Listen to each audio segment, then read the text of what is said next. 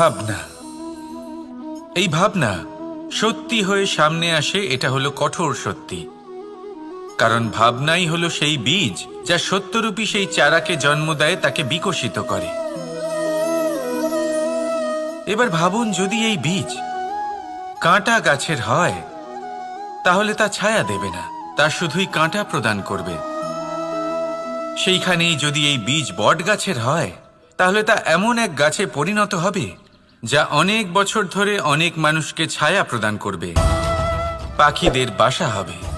সেইভাবেই এই ভাবনা, যদি এই ভাবনা নিচু মানের হয় তাহলে আপনাকে আশঙ্কিত করবে, যদি এই ভাবনা উচ্চ মানের হয় তাহলে আপনাকে সমাধান দেবে। সেই জন্য ভেবেচিন্তে নিজের এই ভাবনা চয়ন করুন। এই ভাবনা আপনাকে আশঙ্কাও দিতে পারে, সমাধানও দিতে পারে। কি নির্বাচন করবেন আপনি, শঙ্কা নাকি সমাধান? নিচু মানের ভাবনা নাকি বড় মাপের ভাবনা? সিদ্ধান্ত আপনার। আসুন আমার সাথে ভালোবেসে বলুন, রাধা রাধা। জীবন এবং মৃত্যু, এই দুই হলো জীবনের দুটি অটল সত্য। যিনি জন্মগ্রহণ করেছেন তিনি মৃত্যু লাভ অবশ্যই করবেন, এই হলো নিয়তি। এবার একটা কথা বলি, মৃত্যু লাভ সবাই করেন, কিন্তু জীবন বাঁচতে সবাই জানেন না। সারা জীবন কেটে যায় কিন্তু জীবন ভালো করে বাঁচতে পারেন না, বুঝতেই পারেন না কি করা উচিত। জীবন বাঁচলেও কিভাবে বাঁচবেন? যদি বাঁচেন তাহলে বাঁচুন সেই প্রদীপের মতো, যে নিজের শিখা দিয়ে অসংখ্য প্রদীপকে জ্বালিয়ে তুলতে পারে, যে নিভে যাবার আগেও অন্ধকারের সাথে লড়তে থাকে। হয়তো সেই জন্যই যেখানে প্রদীপ রাখা হয় সেই জায়গাকে পুজো করা হয়, সেই স্থানকে পবিত্র মানা হয়। একটা কথা ঠিক, মৃত্যু সবার হবে, সে আমি হই, সে আপনি হন বা অন্য কেউ হোক।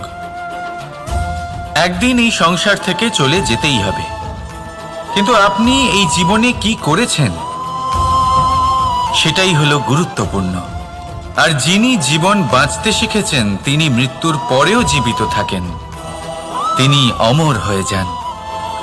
আপনিও এটাই করুন আর আমার সাথে ভালোবেসে বলুন, রাধা রাধা। কথায় আছে, মানুষের উচিত দৃঢ়তার সাথে পদক্ষেপ নেওয়া। যেখানে পা ফেলবেন সেই মতোই পথ নির্বাচন হবে, সেই মতোই লক্ষ্য নির্ধারিত হবে। কিন্তু শুধুই কি পদক্ষেপের দিকে নজর রাখা যথেষ্ট? না, এর থেকে অনেক বেশি গুরুত্বপূর্ণ হলো আচরণ। যেমন আপনার আচরণ হবে ঠিক সেই মতোই আপনার পদক্ষেপ হবে। যদি আপনার আচরণ সঠিক হয়, শ্রেষ্ঠ হয়, তাহলে দেখবেন আপনি পর্বতের শিখরেও পৌঁছে যেতে পারবেন। কিন্তু যদি সঠিক না হয় তাহলে ওই শিখর থেকে নিচেও পড়ে যেতে পারেন। হ্যাঁ, গতির জন্য পদক্ষেপের উপর নজর রাখা গুরুত্বপূর্ণ, কিন্তু প্রগতির জন্য আচরণই হলো গুরুত্বপূর্ণ, তাছাড়া সম্ভব নয়। আসুন আমার সাথে ভালোবেসে বলুন, রাধা রাধা। আপনাকে একটা প্রশ্ন জিজ্ঞাসা করি, জল কোথায় কোথায় পাওয়া যায়? কেউ বলবেন সাগরে, কেউ বলবেন ঝর্ণাতে, সরোবরে, নদীতে। আর এই সবকটা উত্তরই সঠিক। আর এদের মধ্যে সবকটা জায়গাতেই কি পাওয়া যায়? জল। ঠিক সেইভাবেই মানুষের যে কোনো স্বরূপই হোক না কেন, তাতে বাস করেন স্বয়ং পরমাত্মাই। সেই পরমাত্মা যিনি ভালোবাসার বাণী শুনে থাকেন, ভালোবাসার ভাষা বুঝতে পারেন, তিনিই জানেন। এবার সে মাতা দেবকী হোক বা মাতা যশোদা, এই যাত্রা তো শুধুমাত্র মমতার। এবার সে রুক্মিণী হোক বা রাধা, যাত্রা সেই ভালোবাসারই। তাই শুধু ভালোবাসার উপরে মনোনিবেশ করুন, নিজের ব্যবহার প্রেমময় করে তুলুন। আপনার প্রত্যেকটা সম্পর্ক, প্রত্যেকটা বন্ধন পবিত্র হয়ে উঠবে।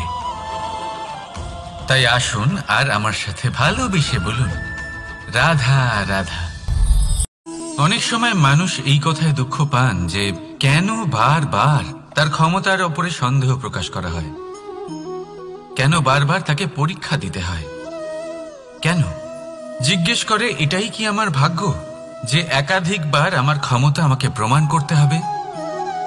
মানুষ মনে করে এ হলো দুর্ভাগ্য। আমি মনে করি এ হলো সৌভাগ্য। কিভাবে?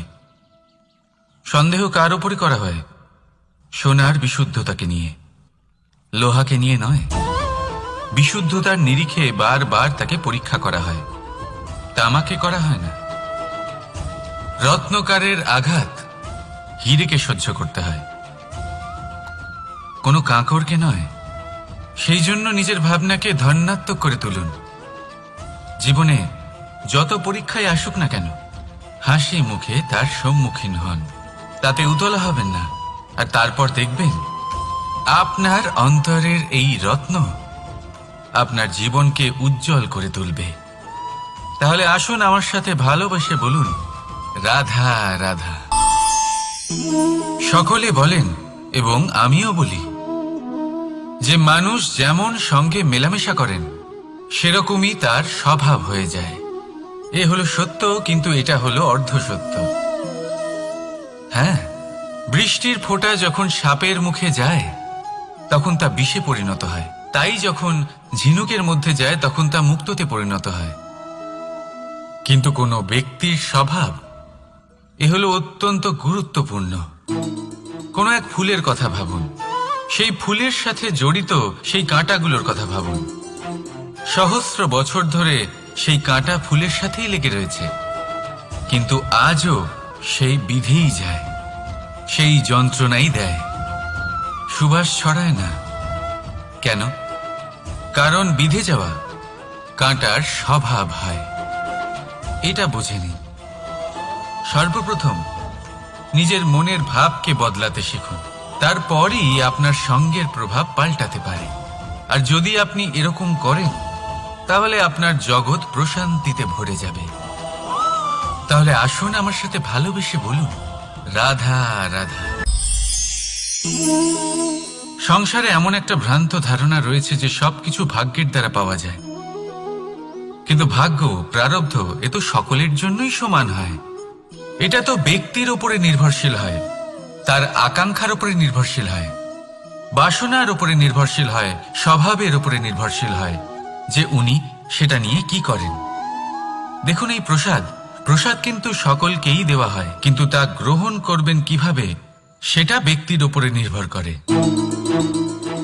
আপনাকে এক উদাহরণ দিই। যেমন ধরুন, দুজন মানুষকে আমি একটা করে মাটির ডেলা দিলাম, সেটা নিয়ে তারা কি করবেন? একজন মানুষ তার ছোট ছোট ডেলা বানাবেন আর পথযাত্রীদের ওপরে ছুঁড়ে মারবেন, হাসি ঠাট্টা করবেন, তাদের বস্ত্র নোংরা করে দেবেন, সেটাতেই উনি আনন্দ পাবেন। অন্যদিকে দ্বিতীয় ব্যক্তি সেই মাটির ডেলা দিয়েই নিজের জন্য একটা কুঁড়ে ঘর বানাবেন, সেই কুঁড়ে ঘর যা রোদেতে, বৃষ্টিতে, ঝড়ে তাকে সুরক্ষিত রাখবে। অনুভূতি, এই অনুভূতি বদলাতে শিখুন। এই অনুভূতি অত্যন্ত গুরুত্বপূর্ণ। ভালোবাসাতেও এই অনুভূতি হলো অত্যন্ত গুরুত্বপূর্ণ। ভালোবাসা সে বন্ধুর সাথে হোক, মা বাবার সাথে হোক, ভাই বোনের সাথে হোক, স্ত্রীর সাথে হোক, যে কারোর সাথে হোক, মনে রাখবেন এই হলো সেই অনুভূতি যা আপনার ভাগ্য নির্ধারণ করে থাকে। তাহলে আসুন আমার সাথে প্রেমের অনুভূতি নিয়ে বলুন, রাধা রাধা। আমরা মানুষেরা কি অদ্ভুত, তাই না? যখন ভুল আমরা করি তখন আমরা চাই আপোষ করে নিতে। এই ভুলই যদি অন্য কেউ করে তখন আমরা চাই ন্যায় হোক। কেন? একই পরিস্থিতিতে দুই রকম আচরণ কেন? দেখুন, যদি আপোষ, ন্যায়, প্রতিকার বা প্রতিঘাতের বদলে আমরা শুধু এবং শুধুমাত্র প্রেম দিয়ে ভরিয়ে তুলি, তাহলে না আমাদের আপোষ করে নেবার আশা থাকবে, না ন্যায় পাবার আকাঙ্ক্ষা। কারণ মানুষ আপোষ বা ন্যায় তখনই চান যখন কিছু নেবার থাকে, কিন্তু প্রেমে তো সবকিছু অর্পণ করে দেওয়া হয়। মনে রাখবেন, সব থেকে বড় আপোষ আর সব থেকে বড় ন্যায় শুধুমাত্র ভালোবাসা। তাহলে আসুন আমার সাথে ভালোবেসে বলুন, রাধা রাধা। আপনি কি কখনো আয়না দেখেছেন? আমাদের মধ্যে এমন কে আছেন যিনি আয়না দেখেননি? সকলেই আয়না দেখেছেন, আয়নায় নিজের প্রতিবিম্বও দেখেছেন। কিন্তু কেউ কি ভেবে দেখেছেন আয়নার পেছনে কি আছে? সেই প্রতিবিম্বের পেছনে কি আছে? দেখুন, যেভাবে এটা হয়, সেই কাচের পেছনে পারদ ধাতুর একটা স্তর দেওয়া থাকে, যে কারণে আমরা যখন দেখি তখন নিজের প্রতিবিম্ব দেখতে পাই। অর্থাৎ এই কাচ এমনভাবে তৈরি করা হয় যে আলোর প্রকাশ যেদিক থেকে আসে সেই দিকেই আবার ফিরে যায়। সেই জন্যই এটাকে আয়না বলা হয়। এটাই হলো সবার জীবনেরও সত্য। যদি আমরা আমাদের সম্পূর্ণ মনোযোগ শুধু লক্ষ্যের দিকে কেন্দ্রীভূত করি, এদিক ওদিক বিক্ষিপ্ত না হই, তাহলে না শুধু আমরা নিজের লক্ষ্য প্রাপ্তিতে সফল হব, বরং আমরা অন্যের পথপ্রদর্শক হিসেবেও সাফল্য পাব। তাহলে আপনি কি হতে চাইবেন এমন একজন ব্যক্তি? সিদ্ধান্ত আপনার। রাধা রাধা। পাওয়া এবং হারিয়ে ফেলা, এই দুই হলো জীবনের অভিন্ন অঙ্গ। আমরা যেমন কিছু পেয়ে থাকি, তেমন কিছু হারিয়েও থাকি। কিছু স্বপ্ন সার্থক হয়, আবার কিছু লক্ষ্য অপূর্ণই থেকে যায়। জীবনে এটা হয়েই থাকে, প্রত্যেকের জীবনেই এটা হয়ে থাকে। কিন্তু কারোর সাথে দেখা হলে আমরা কি ধরনের কথা বলি? আমরা সেই কথাই বলি যা আমরা হারিয়েছি। নিজেও দুঃখ পাই, আবার সামনের মানুষটাকেও দুঃখ দিই। তার থেকে অন্যরকম কিছু করার চেষ্টা করুন, ধন্যাত্মক চিন্তা করার চেষ্টা করুন। মন সেদিকেই দিন, স্মরণ শুধুমাত্র তাকেই করুন, গুরুত্ব তাকেই দিন যিনি আপনার কাছে রয়েছেন। যিনি আপনার কাছে নেই তার আশায় কষ্ট কেন পাচ্ছেন আপনি? সেগুলিকেই প্রাধান্য দিন যা আজ এখন বর্তমানে আপনার কাছে রয়েছে। যেমন আমি কংস মামাকে স্মরণ করি না, যিনি আমার ছেলেবেলা নষ্ট করে দিয়েছেন। আমি স্মরণ করি আমার যশোদা মাকে, আমার বলরাম দাদাকে, আমার রাধাকে, যারা আমার জীবনকে ভরিয়ে তুলেছেন। আপনিও ঠিক এটাই করুন, আর আমার সাথে ভালোবেসে বলুন, রাধা রাধা। জীবনে দুই ধরনের আবেগ রয়েছে যার কোনো মূল্য নেই। আমার কথার অর্থ এটা নয় যে এদের কোনো গুরুত্ব নেই। গুরুত্ব যথেষ্টই রয়েছে, শুধু এদের জন্য আপনাকে কোনো মূল্য দিতে হয় না। প্রথম আবেগ হলো আনন্দ, প্রসন্নতা। এটা আপনি যে কোনো জায়গায় খুঁজে পেতে পারেন যদি আপনি খুঁজে পেতে চান। আপনি কোনো পুষ্পের সৌন্দর্য দেখে প্রসন্ন হতে পারেন। বায়ুর কারণে যখন একটি বৃক্ষ শিহরিত হয় সেটা দেখে আপনি প্রসন্ন হতে পারেন। একটা ছোট্ট শিশুর কলরব শুনেও আপনি প্রসন্ন হতে পারেন। একটা ক্রন্দনরত বালককে হাসিয়ে আপনি প্রসন্ন হতে পারেন। সবকিছু আপনার উপর নির্ভরশীল। সেখানে আরেকটি আবেগ হলো দুশ্চিন্তা। মানুষ বড়ই দুশ্চিন্তা করতে থাকে। আজ আমি এই কাজ করেছি, সেই বিষয়ে চিন্তা। আজ আমি এই কাজ করতে পারিনি, সেই বিষয়ে চিন্তা। কাল আমাকে এই কাজ করতে হবে, সেই নিয়ে চিন্তা। আমি কি সেই কাজটা করতে পারবো, সেই বিষয়েও দুশ্চিন্তা। চিন্তা সর্বত্র রয়েছে, যার জন্য মূল্য দিতে হয় না। যত চান আপনি একত্রিত করতে পারেন। একটা গুরুত্বপূর্ণ কথা মনে রাখবেন, প্রসন্নতা জীবনের একটা নতুন সূত্রপাত। সেখানে দুশ্চিন্তা হলো জীবনের চিতার সমান। এবার এই দুটি আবেগ হলো মূল্যহীন, দুটোই আপনার সামনে আছে।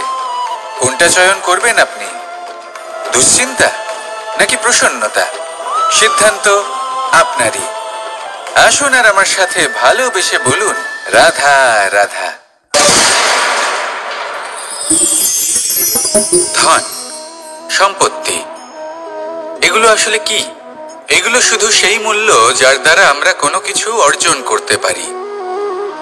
এবার এই ধনের দ্বারা এই সংসারে অনেক কিছু লাভ করা সম্ভব, কিন্তু সেই সব কিছুই শুধুমাত্র ভৌতিক বস্তুই হবে, ভৌতিক সামগ্রী, ভৌতিক সুবিধা। অর্থাৎ আপনার কাছে যতই ধন থাকুক, তা আপনাকে শান্তির ঘুম এনে দিতে পারবে না। আপনাকে জীবনের বাস্তব সুখের অনুভূতি লাভ করাতে পারবে না, কারণ এগুলো ভৌতিক ধন। এই ভৌতিক বস্তুই অর্জন করাতে সক্ষম। বাস্তবিক ধন কি? যদি এই প্রশ্ন আপনার মনে আসে তাহলে তার উত্তর আমি আপনাকে দেব একটা উদাহরণের মাধ্যমে। কখনো আপনি শুনে থাকবেন যে একজন পিতা আজীবন অনিষ্ট করেন, অনর্থ করেন, খারাপ কাজ করেন শুধু ধন অর্জনের জন্য। তিনি ভাবেন যে আমি ধন অর্জন করব আর নিজের সন্তানকে একটা উজ্জ্বল ভবিষ্যৎ প্রদান করব, একটা সুখ স্বাচ্ছন্দ্যময় জীবন দান করব। এবার সন্তান যখন জন্ম লাভ করে তখন সে ভাগ্যের জোরে সেই ধন ভোগ করে। যেরকম সে পায় সেরকমই তার ব্যবহার সে করে। কখনো আপনি এটাও দেখে থাকবেন যে সেই সন্তান সমস্ত ধন নষ্ট করে ফেলে, আর সেই পিতা যিনি সমস্ত ধন সঞ্চয় করেছেন, যিনি সেই ধনের প্রভু, আজ সেই ধনের প্রহরী হয়ে রয়েছেন। এবার এরকম কেন হয়? এরকম তখনই হয় যখন সেই পিতা বুঝতেই পারেন না যে তার জীবনের আসল ধন কি। সেই আসল ধন তার সন্তানকে সে দিতেই পারে না। যদি পিতা তার সন্তানকে কর্মের জ্ঞান দিতে পারেন, উচিত কোনটা অনুচিত কোনটা সেই শিক্ষা দিতে পারেন, সংস্কারের প্রকৃত শিক্ষা দিতে পারেন, তবে সেটা ধনের থেকে অনেক বেশি গুরুত্বপূর্ণ। এটাই হলো জীবনের বাস্তব ধন। আপনি সেই কথা তো অবশ্যই শুনে থাকবেন, কুসন্তান হলে ধন সঞ্চয় করে কি হবে, সুসন্তান হলে ধন সঞ্চয় করে কি হবে। সন্তান যদি কুপুত্র হয় তাহলে সব নষ্ট করে ফেলবে, আর সন্তান যদি সুপুত্র হয় তাহলে ধন থাকুক না থাকুক সে নিজেই কর্মের পথে অগ্রসর হয়ে ধন অর্জন করবে আর নিজের জন্য এক উজ্জ্বল ভবিষ্যৎ গড়ে তুলবে। তাই সন্তানকে সম্পদ দেওয়ার আগে কর্মের জ্ঞান দান করুন, সুশিক্ষা দিন, কারণ এটাই হলো জীবনের প্রকৃত ধন। আসুন আর আমার সাথে ভালোবেসে বলুন, রাধা রাধা।